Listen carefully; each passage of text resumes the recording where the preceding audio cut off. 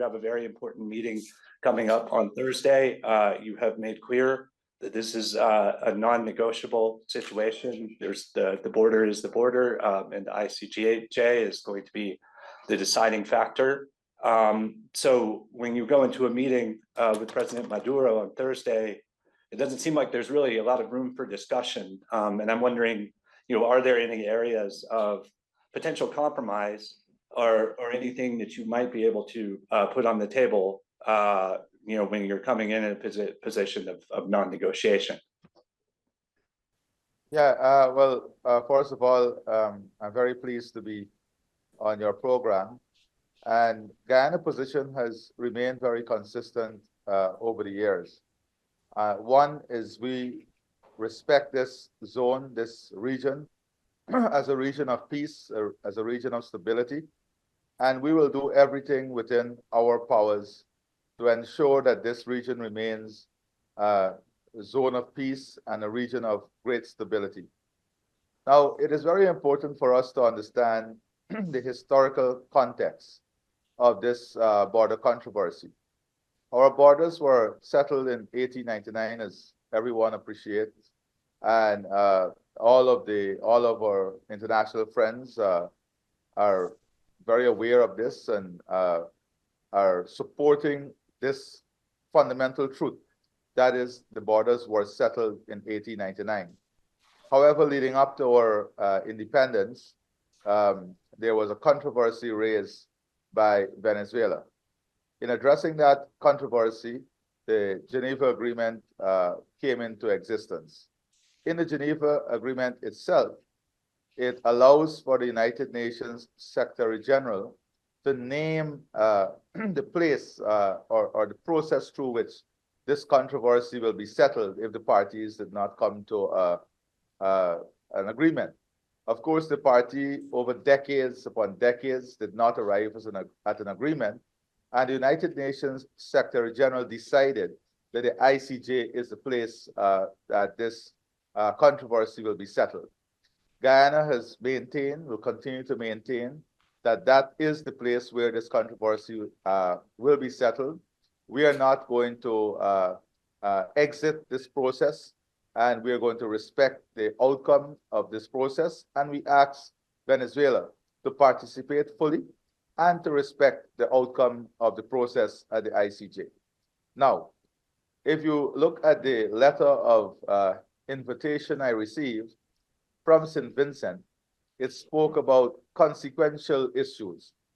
Consequential issues include the use of threat or the threat of force or the use of force. We have seen a level of aggression coming out of Venezuela that is not consistent with peaceful coexistence as neighbors. After the referendum, we have seen Venezuela taking actions contrary to the order of the ICJ. As you know, based on the questions of the referendum, we went to the ICJ to seek precautionary measures. Those measures stated very clearly that Venezuela could not act upon the results of any of the questions in annexing Essequibo or taking any action that would lead to changing of the change of the status quo, which is Essequibo belongs to Guyana and Guyana administers Essequibo. So in terms of the talks and the discussions and conversation that we'll have, there are many things. As neighbors, we have to coexist. We have to talk on issues of development. We have issues of climate change. We have issues in which we can have joint collaboration, in which we can explore how we develop our countries for the full prosperity of the people of our countries, and basically to de-escalate the situation. So I think that this initial meeting will be a meeting in which both sides, we have already established strongly our fundamentals, areas that we are not going to compromise or move from. But there are many other issues, I think, that we can discuss, and modalities on future interaction, establishment of technical groups and working group to look at the development part, if we are serious about the prosperity of our people and ensuring that this zone remains a zone of peace. There are many, many issues consequential to the controversy that has to be discussed. I'm very pleased that Brazil, the CARICOM, CELAC, they're all involved. Now, I want to make one additional point based on your question, and that is Guyana has always prided itself as a good global citizen, and we have tremendous respect for international partners and our regional partners. And our regional partners, who are all very strong in support of Guyana, in support of the 1899 Arbitral Award, and in support of the ICJ process, reached out to us and asked us to have this conversation. And I think it would have been irresponsible to our regional partners if we did not also have this conversation with Maduro. As you know, Brazil wanted to convene this discussion, CARICOM, CELAC. So we are a strong regional partner. We want the region to know that we will do everything within our power to ensure the region remains peaceful and stable. But we are also working, our work will continue with our international partners on, we have a very elaborate defense cooperation program with the Department of Defense of the United States. And that we have a full training program ongoing, and that will continue. We'll continue to monitor the situation. But I think we have a responsibility to ensure that whilst we establish our fundamental position, we explore every avenue to have Venezuela de-escalate this level of aggression and threat, and then for us to work towards a peaceful coexistence. President Ali, you mentioned Brazil in your comments. What is your expectation of do you see Brazil's support? Do you feel their support? Do you think that Lula can, for example, exert his influence on Maduro to help de-escalate the conflict? Well, Brazil has made it very clear that they are on the side of international law. They support the process of the ICJ, but at the same time, they call for conversations and meetings. So I have had the opportunity to speak to President Lula on more than one occasions on this issue. We are totally engaged with the Foreign Ministry and the advisors. And we feel that Brazil has tremendous regards for Guyana, and Brazil is in strong support of Guyana's position. That support is unwavering in terms of the ICJ, in terms of respect for the border, because as you know, Venezuela also, we also share border, and we have the tri-marker between Brazil, Guyana, and Venezuela. We must not forget that. Brazil also will be part of these meetings as an observer. It is expected that President Lula will be there, but I have not gotten the confirmation on what the delegation will be like from Brazil. But from what I'm told by the Prime Minister of St. Vincent, who is also the president of CELAC now, the President Lula is expected to be there.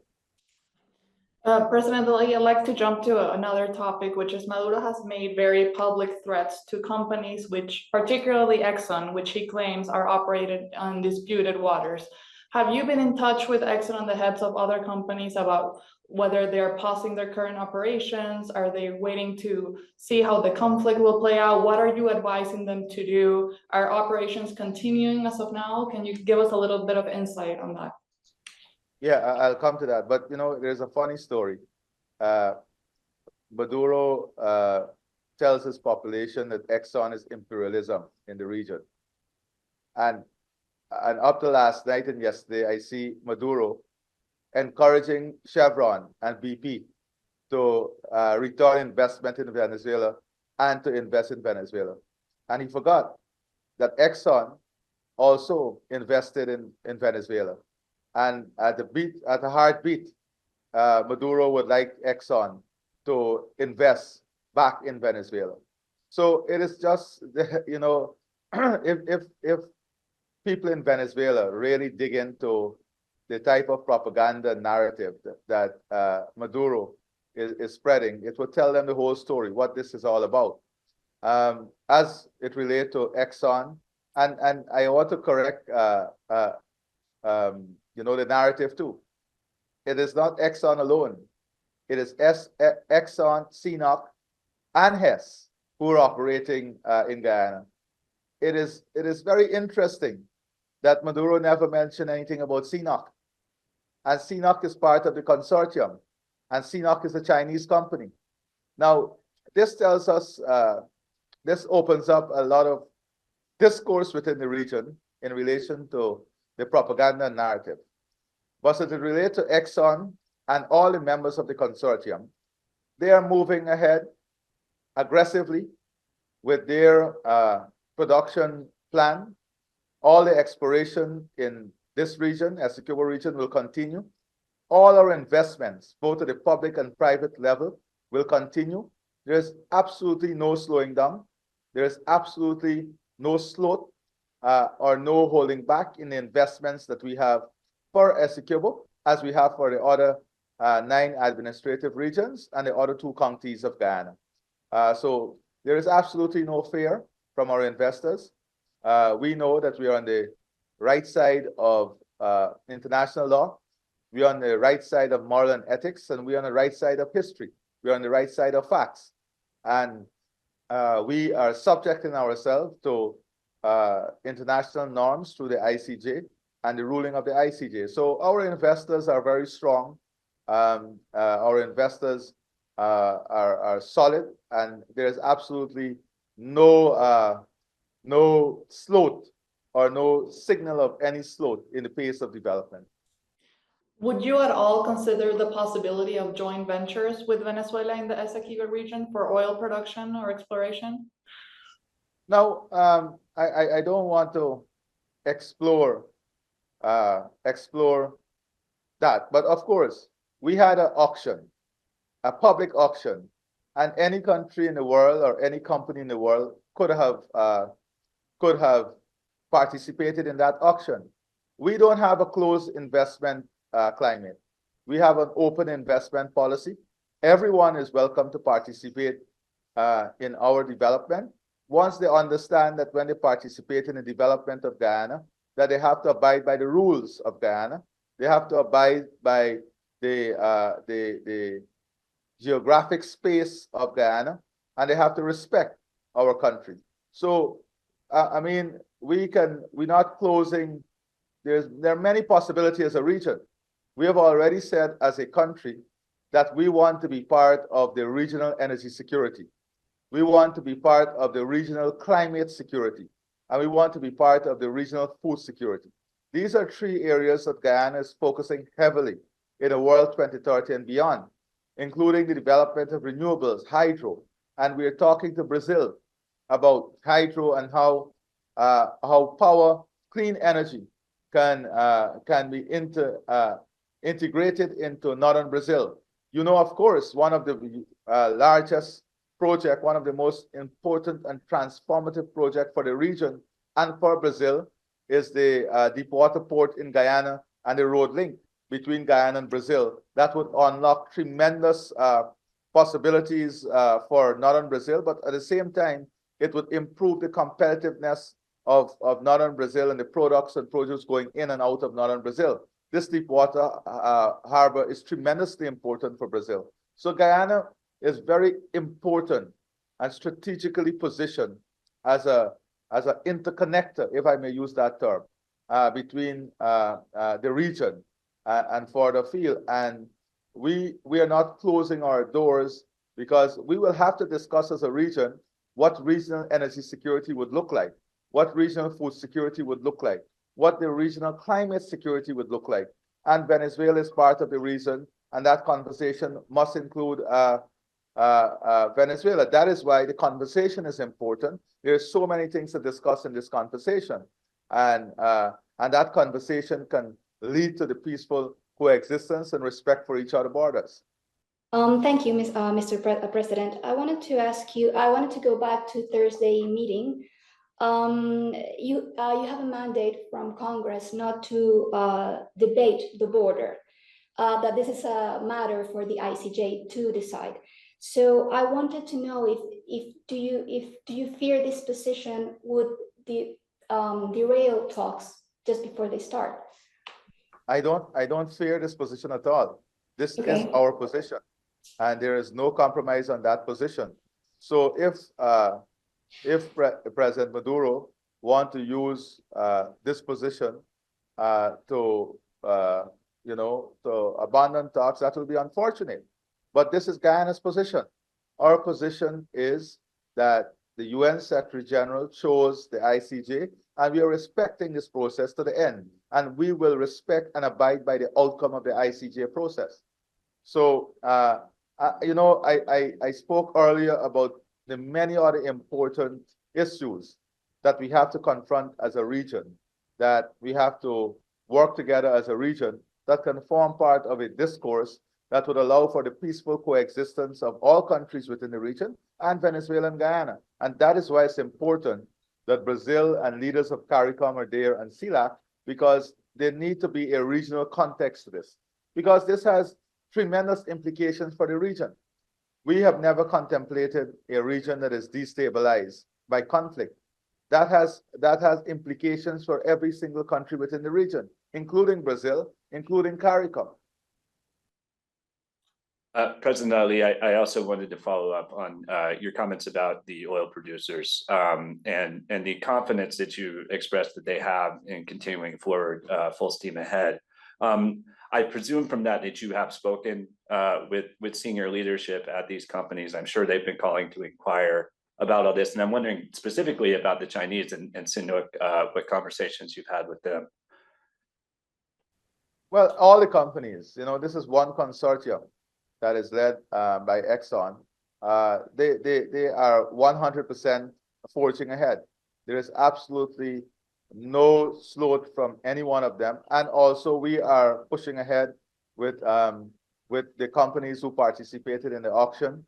We have said that we want to ramp up in the safest possible way within the confines of environmental norms and sustainability norms, to have our production ramped up to play important and key part in the region, to develop our gas resources, to develop our renewable resources, including hydroelectricity, and to advance work on food security and climate change.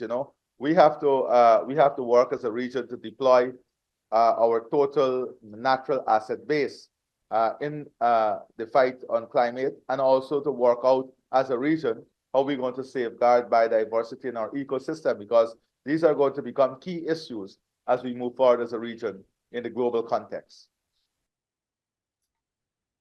President Ali, Maduro hasn't confirmed any deployment, officially hasn't confirmed any deployment of troops to the border. I was wondering what your intelligence is on that. And then another question, we have several military experts in Venezuela who think that Maduro might want to cause some disruption at the border in order to call for an emergency status in Venezuela, which will allow him to delay elections and an array of other things. What is your perception on that, and what will your response be? Well, the same type of analysis that you have received, we are receiving, and that is there are many possibilities, and that is what I think that people have to understand. The complexities of this issue in terms of their own internal scenario add different possibilities. One is the possibility of derailing the elections. What are the conditions that would allow for the postponement of derailment of elections? But that is their internal matter. What I'm focused on is to ensure that whatever is the political or social situation in Venezuela does not overspill to Guyana, or does not affect any of our development, our social economic development, or does not trespass on our territorial integrity or sovereignty. And that is what we are building in our response agenda. Yes, we are having discussions, we are having conversations and meetings on Thursday, but at the same time, we are continuing to ensure that we are in a position with our international partners to defend what is ours, to protect what is ours, and to ensure that Guyana's territorial integrity and sovereignty remains intact. That is priority for us. Have you received any information from your armed forces about Venezuela increasing its troop presence near the border, or the Venezuelan Navy maneuvering close to the border? Well, we are continuously monitoring the situation. We have information about different forms of building up. And what is concerning to us is, even after the ICJ orders, Maduro proceeded to announce a series of measures to give effect to the outcome of the referendum, including setting a time frame for companies operating in our territory, in the Essequibo, including the threat of issuing license. And those are not things we are taking for granted. Those are things that are serious, because it is actually, if you look at or look around us at recent stories, it is actually following a model. It is actually following a style that can lead to occupation. So we are taking it very seriously, and when a leader confines himself within a time frame, of course, that is added reasons why we must take it seriously. And we are not only taking it seriously, we are working on the assumption that one of these options, or these options that we are all exploring, may become active. And are troops in the border region have they been ordered to try to avoid any type of friction, or how have they been ordered to react if there is a provocation from the Venezuelan side? So our troop has one basic instruction, and that is to maintain the peace and stability on our borders, and that is to secure the sovereignty and territorial integrity of Guyana. And as I said before, our training program continues. We are about peace. Our approach to this is to have a peaceful outcome. We are not the aggressor here, and we will never be the aggressor. We are not the aggressor, and we will never be the aggressor. But make no mistake, our troops are going to ensure that the territorial integrity and sovereignty of Guyana is respected, is honored, and is safeguarded. Mr. President, I also wanted to ask you about your forecasts for the economy. Would you be able to give us your GDP forecasts for this year and next year, and also your forecasts for oil output over the next few years? Well, as you know, our economy is growing at an accelerated pace. But the growth of the economy that is primarily driven by oil is not going to be the structure of the economy. Right now, we are working on broadening the structure of our economy, ensuring that our energy portfolio is diversified, and building the infrastructure to become a major player in food security, investing in our human resources, giving our people the best possible health care and education services, improving our infrastructure, improving our competitiveness, building our governance system, our institutional system to withstand the growth and to be strong enough to ensure a transparent and accountable growth, good governance, building the mechanism to ensure that the economy we want to create, which includes economy that will have climate change and environmental services as a key component, biodiversity services, the carbon market. We are working on advancing our work in the carbon market. We are leading the world in terms of forests and the using forests as a major carbon offset and storage. You know, we have one of the forest end user agreement with Hess. We are working on digitization, the digitization of the economy, working on building the future that includes AI, that includes robotics. So we are building an economy ahead of its time. We understand that we are way behind the world. We can't work in a straight line to catch up to the rest of the world. So we are building with the best available technology, the best available knowledge and research that is available now, and then catch up, bring the population up with that. We're also working on nearshore, creating a nearshore industry here because of our geographic positioning for higher value jobs. And these are some of the things that we are working on. Integration of the CARICOM, Brazil, Suriname into what we are doing. You know, our forest is the size of England and Scotland combined. We have the lowest deforestation rate in the world. We have huge reserves of bauxite. We have gold reserves. So we want to develop a sustainable model that is a role model for the world in ensuring the advancement and development of our country and people, with our natural resources playing an important role, but with limited impact on the environment. Now, I wanted to say that because it is not only about oil and gas and what oil and gas will do for the country. We have just completed our national gas strategy, which went out to a public consultation. So that also will bring in a series of revenue because we are looking to monetize that gas as quickly as possible. And we are going to build out a model through which there will be a special interest in having local and regional investment into that gas strategy that we seek to monetize as quickly as possible. So that will be another stream of industry, another stream of economic benefit that will come as we monetize the gas. We're also working in the first tranche of gas that will come within a year time to have the cost of energy reduced by 50% in Guyana. That will make us now very, very competitive in terms of industrial development, manufacturing, agro-processing, agrochemicals. So these are the type of things that are going to drive the economy. So there'll be continuous growth. The 60% that you heard about last year and the closer to 40% and the projection of over between 25 to 30% in the medium term I think is a very conservative number because the value added component is going to drive that even up more. Outside of that, we are focusing heavily on the strengthening of our human resource base, investment in tourism and hospitality. You know, our country is very, very rich, maybe one of the most naturally competitive country when it comes to ecotourism. So we're putting a lot of impetus in ecotourism, which is a high value product.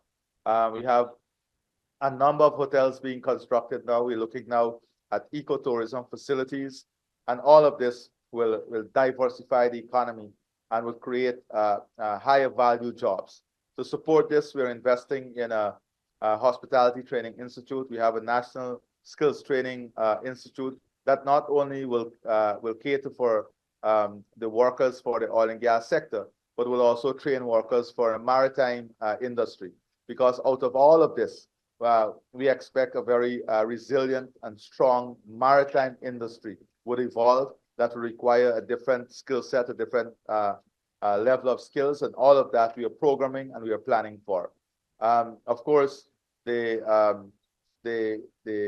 per capita, the GDP per capita moved from, in just 3 years, from about 7,500 to 17,000 today.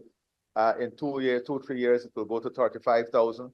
That is as a result of the strong growth that will take place from our production in the oil sector going to about 1.2 million barrels per day. So, and of course, the reserve continues to expand as more and more exploration continues.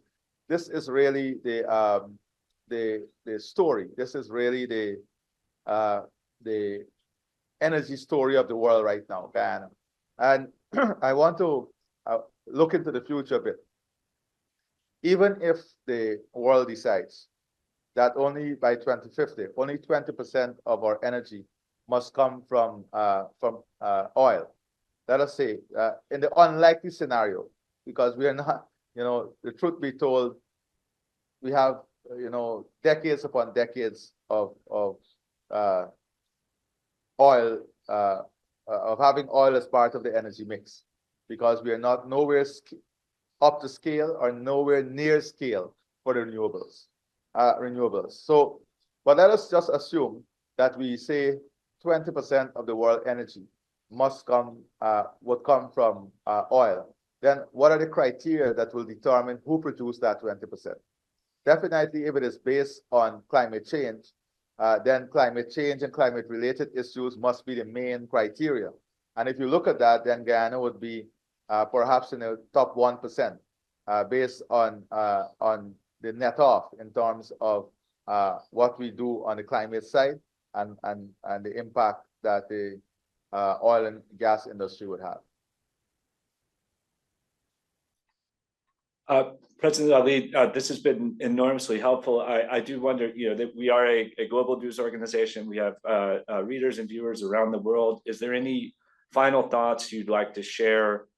You're sort of speaking to the world here about Guyana, about the situation with Venezuela. Anything we haven't asked that you think is important to understand?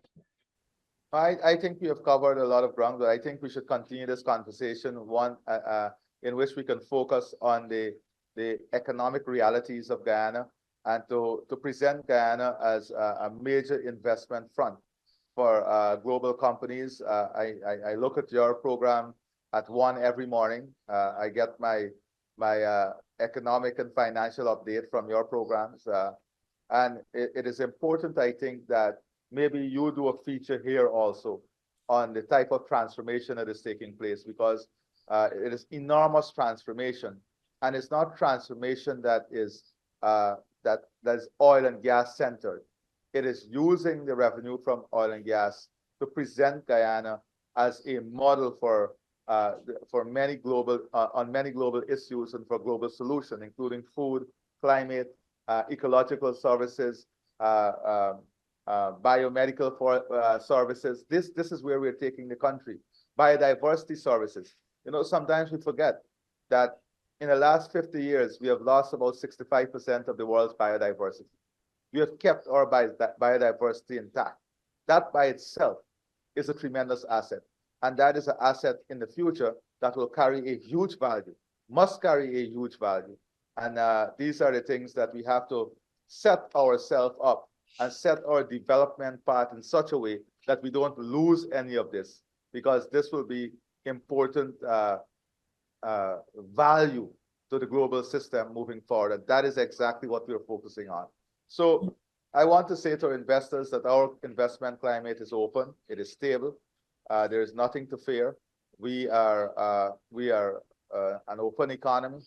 We respect foreign investment, and we look forward to welcoming many investors, especially those who can start looking into the future. Look, we have everything that can support large-scale manufacturing of solar panels. Our natural assets is enormous. We have abundant fresh water. We dump fresh water into the Atlantic. We have abundant fresh water. We have arable lands. Right now, we have launched a project through which we will be self-sufficient in corn and soya. And our future is directly linked to northern Brazil.